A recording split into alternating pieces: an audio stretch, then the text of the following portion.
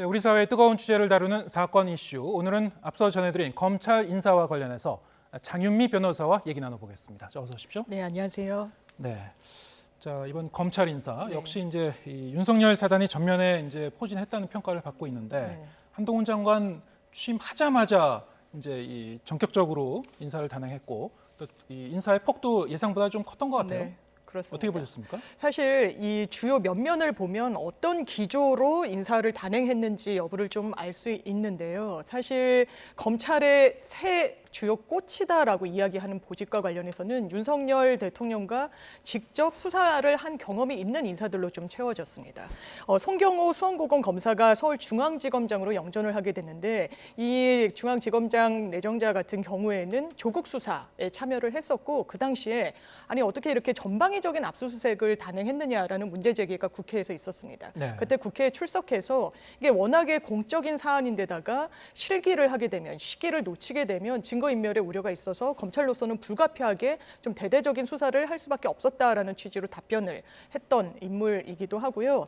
그리고 대검차장은 지금 검찰총장직이 지금 비어 있기 때문에 당분간은 검찰총장직 대행을 해야 되는 굉장히 중요한 직책입니다. 여기는 이원석 제주지검장이 내정이 됐는데 이원석 제주지검장 같은 경우에는 국정농단 수사를 했고 그러니까 윤석열 또 대통령과 직접 인연이 있다라고 봐야 되겠죠. 특수통으로 분류되는 그 당시에 박근혜 전 대통령을 직접 수사한 것으로 유명한 검사이기도 합니다. 그리고 법무부 검찰국장 같은 경우에는 검찰의 예산, 인사를 진두지휘를 하는 아주 중요한 직책입니다. 이 부분에는 신자영 서울고검 송무부장이 가게 됐는데 한동훈 후보와, 그러니까 한동훈 장관과의 인연이 있습니다. 한동훈 장관이 서울중앙지검 3차장일 때 그 아래에 있는 산하에 있는 특수 1부장을 역임했기 때문에 이번 특수통으로 분류되는 인사들이 주요 보직에 포진하게 됐다라는 것으로 결론 내릴 수 있겠습니다. 네. 반면에 이 문재인 정부에서 이른바 이제 잘 나갔던 주요 보직에 있었던 인사들은 이제 한직으로 밀려났어요. 네, 그렇습니다. 사실 이 부분과 관련해서 좀 정치적으로 논쟁이 되는 부분은 사실상 문재인 정부 때 검찰 인사가 너무 친여권 인사들로 채워지는 거 아니냐라는 비판이 있었는데 오히려 반대의 비판을 좀 자초한 게 아닌가라는 또 부분이 있고 거기에 대해서 사실 뭐 한동훈 장관 측은 이거 비정상의 정상화다라고 이야기를 하는 것 같습니다. 좌천되고 친여권 수사를 했다라는 이유로 뭔가 인사에서 불이익을 받은 부분을 되돌린 거 아니냐라는 또 항변을 하고 있는데 이런 정치적 맥락을 거두고 보면 사실 어떤 그 특수 검사들의 등용이라고 요약할 수 있는데 사실 2,200명 정도 되는 검사 중에 특수 검사들은 한 10% 정도밖에 되질 않습니다. 네. 굉장히 소수고 그렇기 때문에 전 정권에서는 대부분의 검사들이 이제 임하고 있는 형사부나 아니면 공소유지를 필요해서 필요한 공판부를 좀 더 예우해주자라는 데 방점이 찍혔던데 반면에 이번에는 윤석열 대통령과 직접 어떤 그 수사를 같이 한 경험이 있는 검사들로 치우쳐져서 이른바 윤석열 라인, 이른바 윤석열 사단의 어떤 등용이 아니냐라는 내부 비판이 검찰 내부에서도 나오는 것 같습니다. 서지현 검사가 사직한 것은 너무 갑작스럽게 인사를 한 거에 대한 반발인가요? 그런 부분이 있는 것 같습니다. 왜냐하면 지금 법무부의 그 디지털 성범죄 그 대응 팀장을 맡고 있는데 아마 임기가 한 3개월 정도밖에 남지 않은 것 같습니다.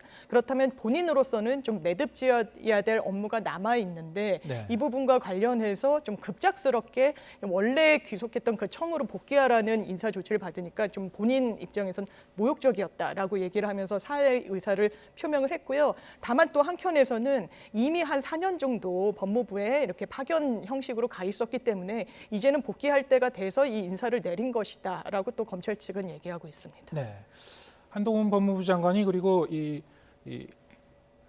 금융증권범죄합동수사단 지난 정권에서 이제 폐지했었던 그 부분인데 다시 부활을 시켰어요.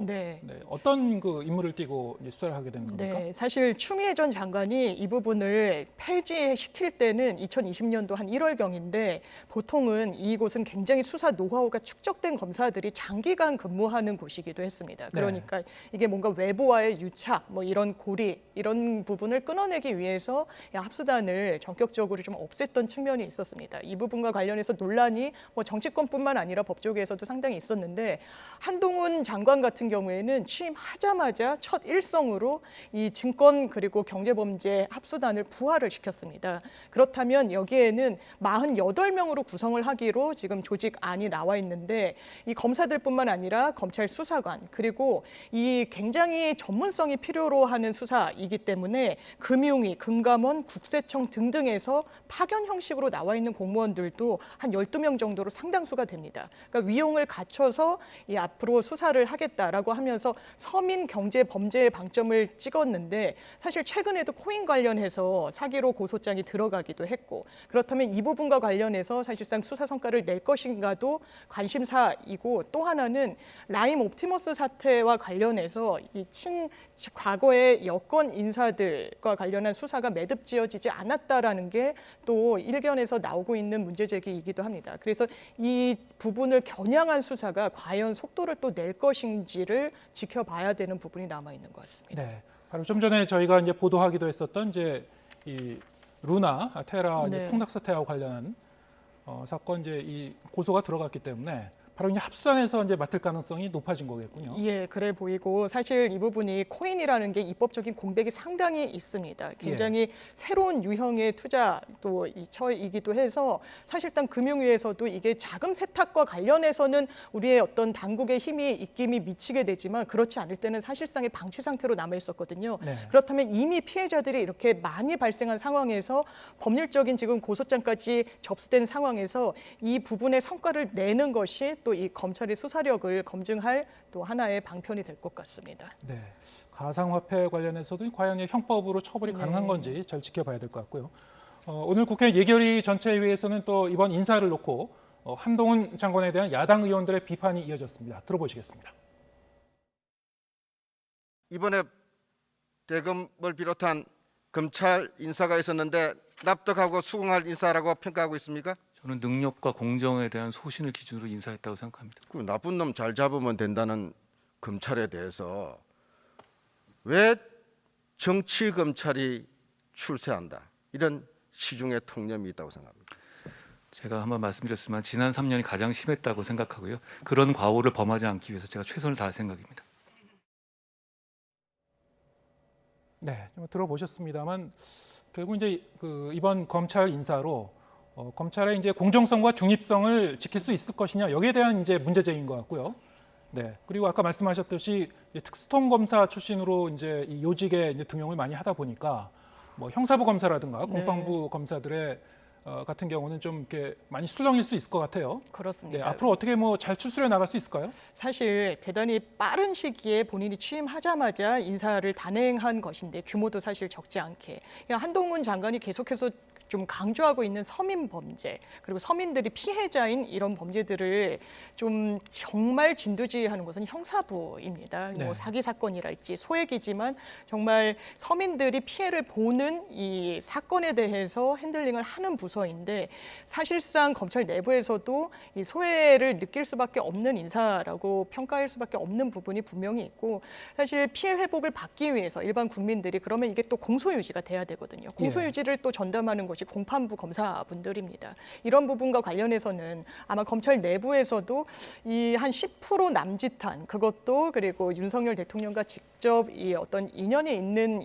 검사들의 영전을 보면서 아마 좀 쓴맛을 남길 수도 있겠다 이렇게 진단해 볼 수도 있고 사실 한동훈 장관으로서는 사실 풀어내야 될 숙제가 상당히 많습니다.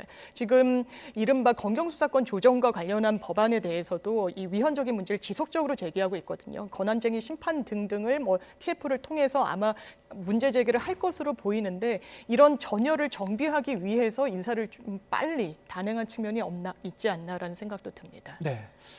자, 그럼 다음 주제를 또 얘기해 보죠. 코로나 이 시국에서 이 의료인들 중에서 이제 일선에서 굉장히 또 고생했었던 직종 중에 하나죠. 간호사분들, 이 간호사분들의 이 지위를 법적으로 규정하는 이제 별개의 법이 없었나 봐요. 네, 그래서 이제 간호법을 이제 제정하는 것을 두고 좀 계속 좀 추진 중인데요.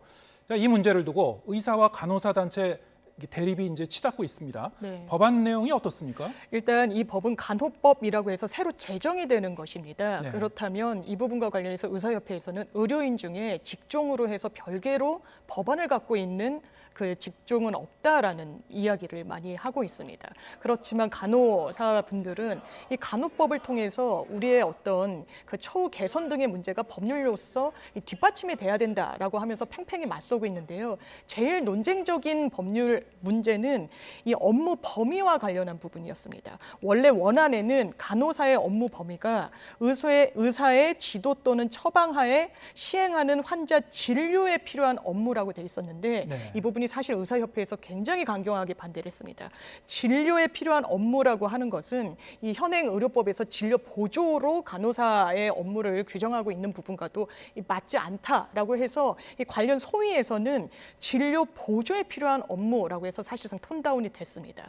그래서 지금 보건복지위원회는 통과를 한 상황이고요. 아까 말씀드린다시피 이 간호사들은 이 태움 문화라고 해서 상당히 뭐 이른바 이 괴롭힘 문화 같은 것이 극단적인 선택을 하는 분들 때문에 굉장히 사회적인 논란이 된 적이 있습니다. 네. 이런 부분과 관련해서 그냥 방치하고 정책으로 보완할 것이 아니라 법령으로 인권 침해 행위를 금지하고 적정 노동 시간을 좀 보장해 주도록 이런 법령이 필요하다는 게 지금 간호사협회의 입장입니다. 네.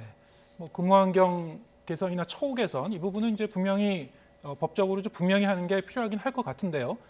지금 말씀 들어보면은 뭐 이 의사라든가 네. 또 다른 이제 의료계의 다른 직종과의 어떤 그 갈등 같아요. 그렇습니다. 왜냐하면 간호법이라는 게 제정되면 아마 의사협회 등에서 문제 제기를 하는 것은 이게 처음에 제정됐을 때는 뭐 크게 문제 없는 법률로 정비가 될 수 있어도 차츰차츰 다른 직역에 대한 침해가 좀 예상될 수밖에 없다라는 네. 것이고 처음에 이게 진료 행위인지 진료 보조 행위인지에 관련해서도 첨예하게 대립을 했던 게 진료 행위라고 하면 단독으로 개설해서 간호사 업무를 볼 수 있는 그런 단초를 제공하는 거 아니냐라는 게 의사협회의 또 의구심 어린 시선 내용이었던 겁니다. 예. 거기에 대해서 간호사협회는 전혀 그런 부분이 아니라 처우에 좀 더 방점이 찍혀 있다라고 이제 맞서고 있는 상황인데요.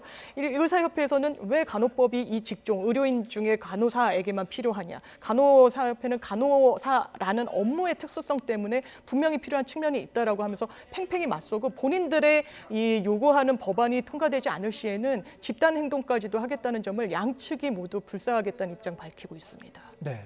지금 간호 업무를 맡는 그 직종이 사실은 이제 간호사 외에도 약간 좀 다릅니다만 그렇습니다. 간호조무사라는 직종이 있죠. 네, 그렇습니다. 의사뿐만이 아니고 간호조무사들도 좀 반발하고 있는 것 같아요. 그런 부분이 있다라고 합니다. 또 간호사와 간호조무사는 또 처리할 수 있는 업무 범위가 좀 다르기도 하고 네. 이번에 제정되기로 한 간호법에도 전문 간호사, 일반 간호사 그리고 간호조무사의 업무 범위를 좀 구체적으로 특정하는 부분이 있습니다. 네. 그럼 간호조무사 입장에서는 이게 뭔가 또 차별점이 더 커지는 거 아니냐라는 부분도 있어서 이 부분에 대해서 또 간호조무사들은 또 간호사 협회와는 좀 다른 의견을 내놓고 있는 상황입니다. 네.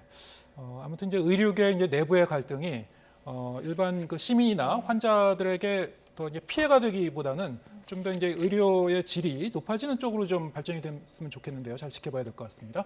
네, 장윤미 변호사와 함께했습니다. 고맙습니다. 네, 감사합니다.